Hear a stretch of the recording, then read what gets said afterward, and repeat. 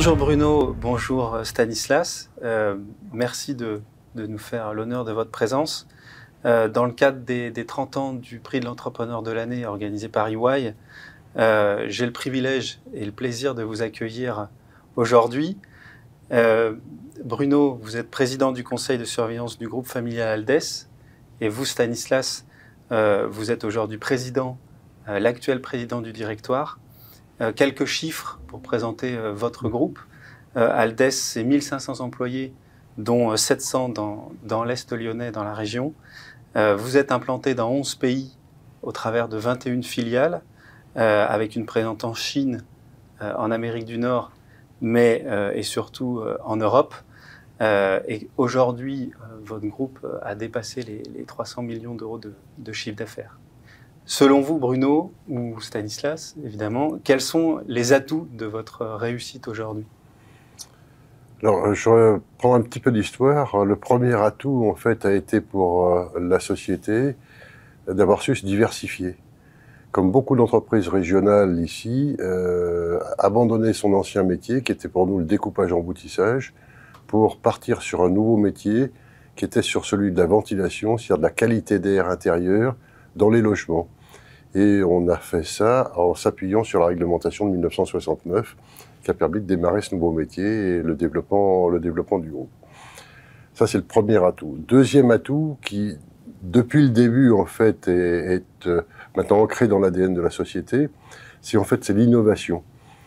Nous avons voulu systématiquement avoir une offre différenciée, innovante, qui nous permet effectivement de faire l'écart par rapport à la concurrence et du coup d'avoir une image de marque forte.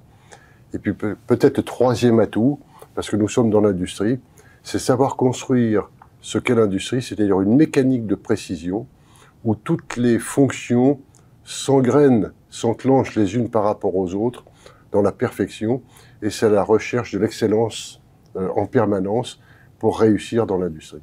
J'ajouterais peut-être quelques points qui nous sont aussi donnés par nos clients. C'est à la lecture de nos clients qu'on voit que si nos atouts sont là. Il y a celui de l'anticipation qui va avec l'innovation, être capable de comprendre, de lire notre environnement et notre métier, et du coup d'apporter des innovations adaptées dans le cadre de cette innovation-là. Et la proximité, qui est aussi un élément et un facteur important dans nos métiers, celui de proposer des solutions pour les acteurs du bâtiment. Et donc deux facteurs complémentaires, je trouve, forts en tout cas du côté d'Aldès. Et comment avez-vous, sur une entreprise familiale qui est bientôt centenaire, réussi cette transformation par rapport à votre métier d'origine? Alors peut-être un point qui était signalé en introduction, c'est vrai que c'est une entreprise qui s'est beaucoup construite sur un socle réglementaire et normatif, sur sa compréhension et sa maîtrise des techniques et des expertises. La transformation qui est particulièrement conduite aujourd'hui, c'est celle de se tourner beaucoup plus vers les clients, vers nos utilisateurs et nos consommateurs, et c'est d'être capable d'avoir cet équilibre entre technique, expertise et lien et orientation client. Et donc, les décisions ou les axes stratégiques majeurs, vous avez parlé d'innovation, de mise en musique, qui vous ont permis de cette réussite industrielle? Alors les axes majeurs que l'on pose sont de différentes natures. Le premier inhérent à notre métier, c'est celui d'apporter des solutions performantes qui permettent de garantir la qualité d'air intérieur et le confort par l'aérolique, par le système de ventilation. Donc le premier point qui est important pour nous, c'est celui de travailler autour de la maîtrise des techniques et des technologies de demain pour être capable de les proposer de façon la plus aboutie possible en fait, à l'ensemble de la chaîne des utilisateurs et des clients que nous avons. C'est d'adapter notre outil industriel, qui est fondamental, puisque garder une compétitivité, c'est savoir aussi adapter son outil, le rendre flexible, et savoir lui donner la dynamique qui est attendue pour être capable de s'adapter aussi à ces nouvelles technologies. Et donc beaucoup d'orientation sur ces éléments-là, et puis je le citais tout à l'heure, celui de l'importance d'être à l'écoute des évolutions aussi des modèles de nos clients, pour être du coup pertinent au regard de leurs propres attentes et leurs propres besoins. Merci Stanislas. Aujourd'hui, Aldès, c'est 40% de votre activité à l'international, entre l'Europe, la Chine et l'Amérique du Nord. Quelle est votre stratégie aujourd'hui de développement?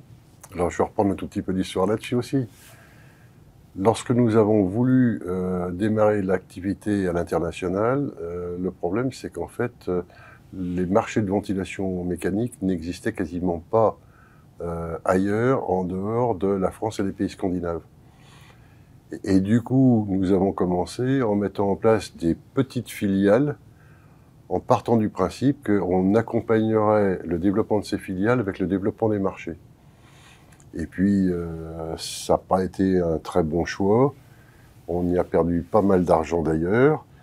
Et in fine, on s'est reconcentré sur quelques pays où on a une vraie capacité de développement d'activité avec des vrais développements de marché.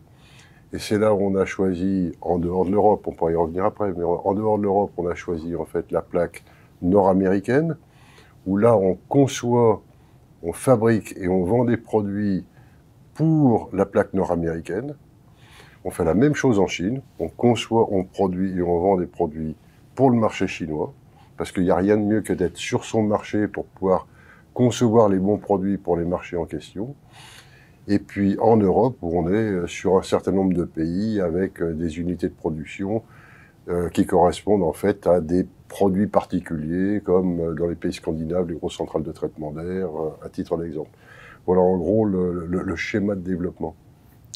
Vous parlez d'ancrage territorial. Ça me donne une suite toute trouvée pour justement votre ancrage en terre lyonnaise, précisément à Vénissieux. Pourquoi ce choix d'implantation, aujourd'hui confirmé par la création de nouveaux locaux juste à côté de votre ancien bâtiment? C'est un choix qui est un non-choix. Parce que nous sommes nés à Lyon, rue Étienne Richerand d'ailleurs, parce qu'au départ. Et on a continué à se développer en fait à Lyon, rue Feuillat, avant d'aller à Vénissieux. Mais j'allais dire qu'en fait, on a confirmé l'intérêt de ce positionnement, parce que nous sommes dans une région qui a énormément d'atouts sur le plan économique. On y trouve un tissu économique fantastique de sous-traitants, de fournisseurs, de laboratoires, de sociétés de services. Donc tout cet accompagnement. Et j'ai toujours, une entreprise ne peut pas se développer toute seule dans un désert. Elle a besoin en fait d'être complètement à l'intérieur d'un réseau et d'un tissu économique pour pouvoir se développer à partir de ce tissu économique et rayonner à partir de ça. Et c'est partant de ces éléments-là que, bien sûr, je partage à 100%, que notre nouveau siège social a été conçu pour être complètement en interaction avec son territoire, avec une logique d'ouverture à la fois pour les salariés entre eux, donc permettre globalement plus d'échanges, plus d'interactions entre eux, et aussi on a voulu un bâtiment qui permet de s'ouvrir en fait à nos partenaires, s'ouvrir autour de l'ensemble de l'écosystème dont on a besoin pour fonctionner. Et donc un bâtiment qui a été conçu de façon un peu particulière, avec un ensemble de zones, de possibilités, d'expériences qu'on veut faire vivre à l'ensemble de nos parties prenantes.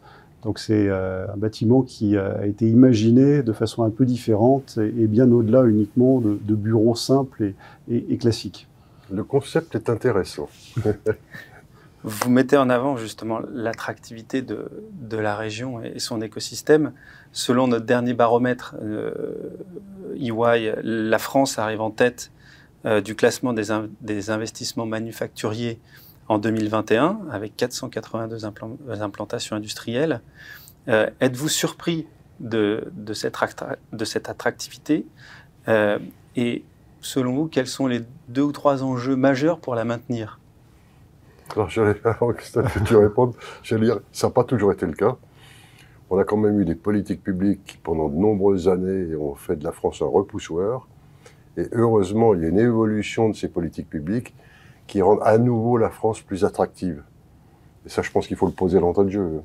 C'est le premier point. Vous posez la question de 3 éléments importants pour conserver ces dynamiques d'attractivité industrielle. Le premier point, c'est s'assurer qu'en tout cas, en termes de fiscalité, en termes d'attractivité sur l'ensemble des mesures, au niveau européen, parce que ça part de là, et au niveau français, on ait des dispositifs qui soient montés intelligemment et qu'on ne se retrouve pas avec un certain nombre de dispositions qui soient montées de travers et qui, du coup, donnent envie à certains acteurs d'aller plutôt sous-traiter au-delà de l'Europe même. Donc ça, c'est un premier principe de fond. On ne pourra être industriel et vivre correctement comme industriel qu'avec ces éléments-là. Le deuxième, il faut qu'il y ait une vraie vision d'attractivité de filière complète.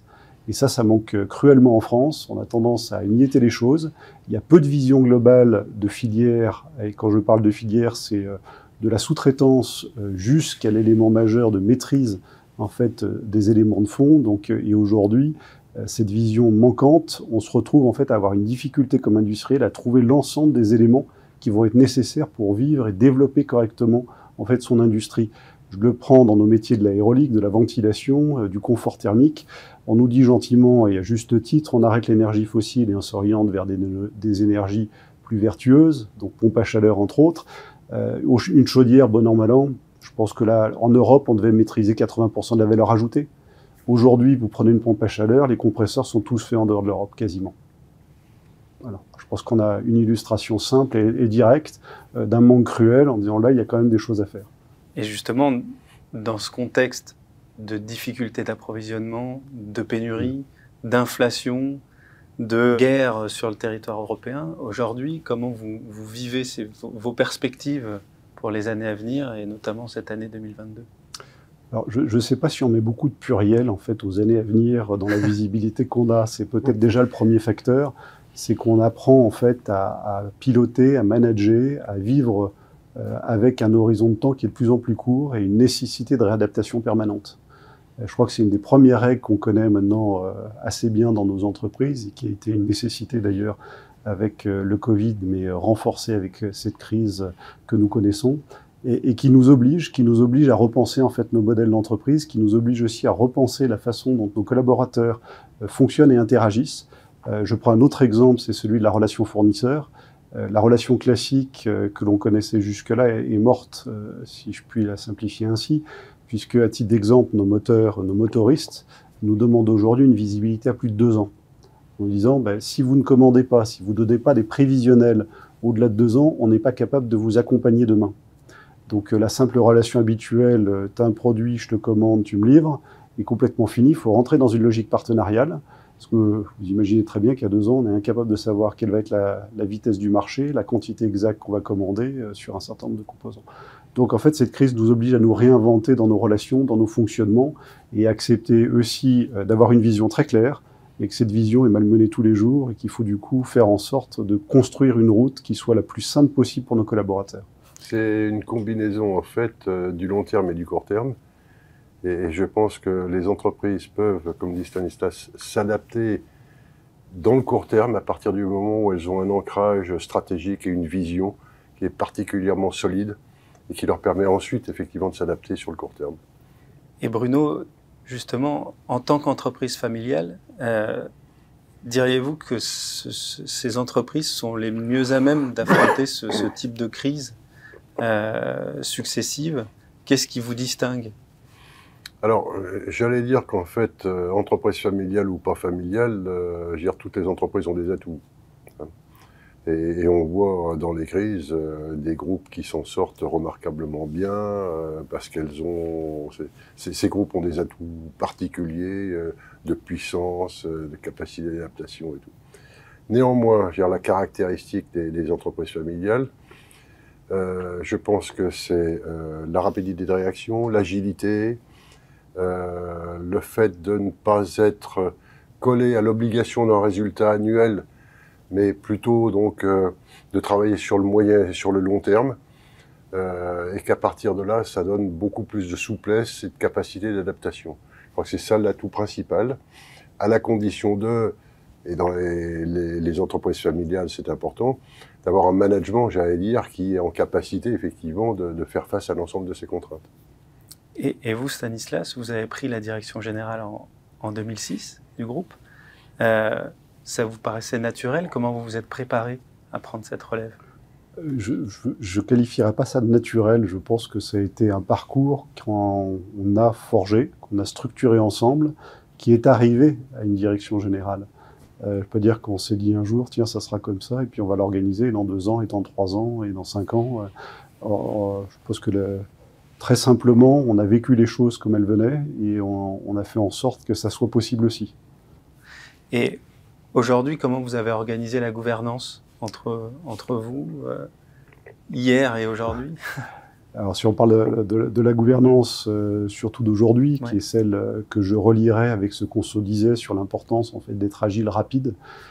Aujourd'hui, comme vous le citiez, je suis président du directoire, donc on a un directoire à 3 personnes qui en fait donnent le là, coordonnent, donnent la vision, travaillent sur ces éléments de structuration importante pour les équipes, avec un directeur général qui s'occupe plus de la partie de la performance des opérations, avec une vision 360, qui est plus sur ces sujets-là, et une personne en direction générale adjoint qui, lui, se focalise vraiment sur ce qui est le marketing et le commerce. Donc, en fait, ce trinôme a pour objectif en permanence de se réguler, de fonctionner ensemble, et on n'est plus du tout sur des directoires formels comme ça pouvait exister avant, où on se réunit tous les trimestres.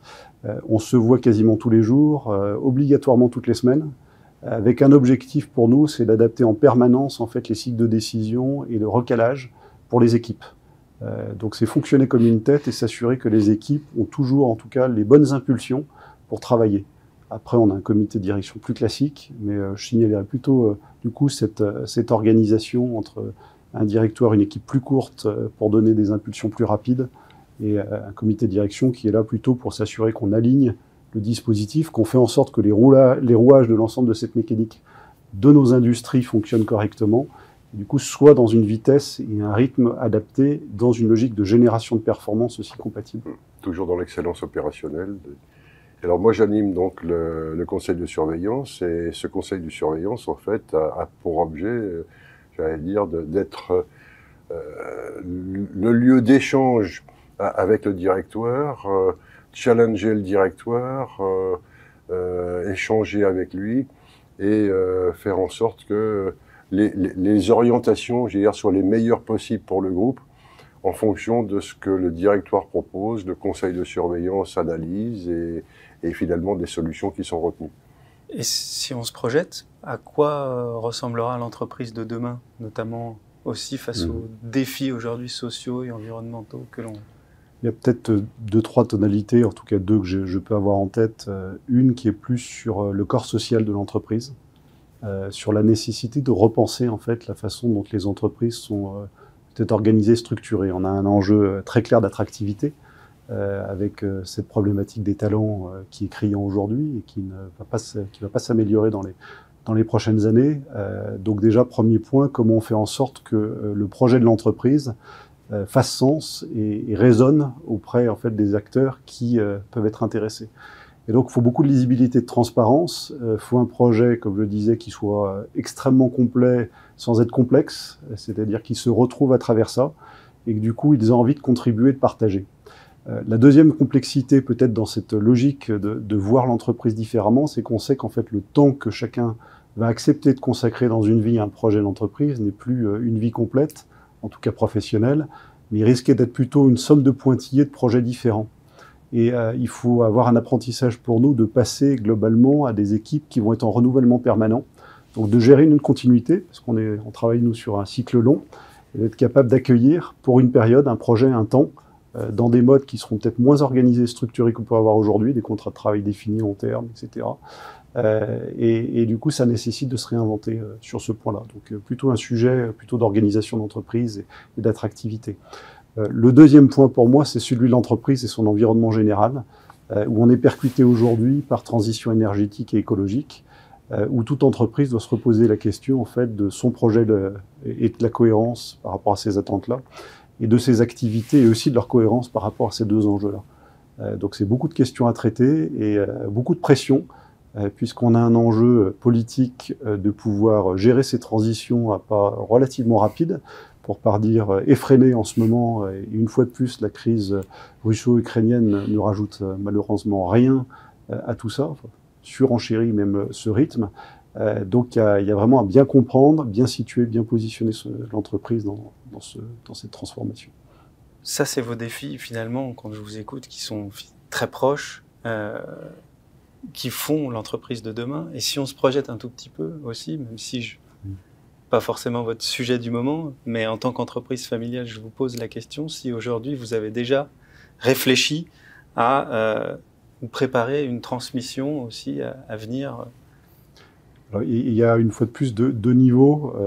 Il y a celle de la transmission du patrimoine, qui est un sujet compliqué en France, qu'il faut préparer de longue date, et avec un apprentissage que j'ai eu en regardant ce que mon grand-père a fait avec ses enfants, ce que papa a fait avec nous, et ce que on a démarré avec nos propres enfants, je dis nous parce que c'est aussi mes frères, de se préoccuper que cette transmission du patrimoine de l'entreprise puisse se faire et s'organiser. Donc ça c'est le premier point, et pour vous répondre, oui, ça c'est en cours et ça se met en place. Le deuxième sujet, qui est celui de la transmission des opérations, donc qui est là aussi l'objet de votre question, j'ai tendance à dire, je ne veux pas mettre une pression démesurée aux enfants, parce que la même chose, ils ont besoin d'aller voir le monde avant, et ils ont besoin de s'intéresser et de découvrir qu'ils s'intéressent en fait à l'activité de l'entreprise. Donc pour moi, c'est plus important qu'ils y viennent par intérêt que par contrainte. Donc mon rôle, c'est plutôt de leur donner envie de découvrir, leur donner envie de voir ce qu'est ce métier d'industriel, qualité d'air, confort thermique, que de leur dire demain tu seras là, tu verras, tu seras heureux même s'ils n'ont rien compris. Et plutôt d'aller voir autre chose avant. Hein. Oui. Il faut les découvrir avant et puis venir à autre chose. Merci à tous les deux. Je reviens un tout petit peu sur vos engagements et votre réussite, notamment Bruno. Vous avez été lauréat du prix de l'entrepreneur de l'année en 2008. Avec le recul, quel a été l'impact de ce prix pour vous? Bon, toujours un certain contentement de recevoir un prix, ça fait toujours plaisir. Et puis ce genre de prix, je pense, contribue à la notoriété de l'entreprise, ça permet un appui de communication et une image renforcée de l'entreprise. Et à titre personnel, vous êtes très investi dans les organisations professionnelles, notamment président de la fondation actuelle des HCL. Qu'en retirez-vous de cet engagement Alors, moi, je veux dire, tous les engagements que j'ai pris dans nos organisations professionnelles, pour moi, ont été d'une parfaite complémentarité avec l'entreprise. J'ai toujours nourri les orientations que je prenais dans les organisations professionnelles à partir du vécu de l'entreprise. J'apportais ce vécu de l'entreprise pour faire évoluer par les organisations professionnelles l'environnement des entreprises. Et de l'autre côté, je tirais de ces engagements, donc de ces mandats, énormément d'inspiration que je ramenais dans l'entreprise pour amener l'entreprise à évoluer plus rapidement. Donc ça a été... j'ai nourri alternativement des deux côtés pendant toute cette période-là, et ça a été, je pense, assez riche. Et vous, Stanislas, vous êtes aussi impliqué à la fois sur le territoire, mais aussi dans la promotion et la valorisation de l'industrie. Si vous pouviez nous parler un petit peu de vos engagements. Oui, je crois que ça a été bien dit, je crois qu'on est un peu dans la même filiation, hein, tous les deux. On gagne à être dans ces instances-là, dans ces associations, dans ces syndicats, et on gagne beaucoup. En fait, j'ai tendance à dire qu'on gagne presque plus que ce qu'on apporte. En fait, c'est très nourrissant. Et bois très important, et on parlait tout à l'heure du terreau et l'importance en fait de la prégnance du terreau pour nos industries. Un terreau, si on ne va pas l'enrichir, ça fonctionne pas. Donc on se nourrit aujourd'hui, Aldès est sur ce terreau régional ou national. À nous aussi d'aller mettre un peu d'engrais et de passer du temps à ce que cet engrais vienne nourrir ce terreau-là. Donc c'est aussi ma philosophie sur les différents engagements que j'ai. Il me reste à vous remercier, c'est le mot de la fin, et surtout bravo pour cette réussite, votre réussite familiale. On en est à la 3e génération, entreprise bientôt centenaire, qui a toujours une ambition et de la réussite. Et donc, pour cela, merci d'avoir passé ce moment avec nous. Merci beaucoup. Merci.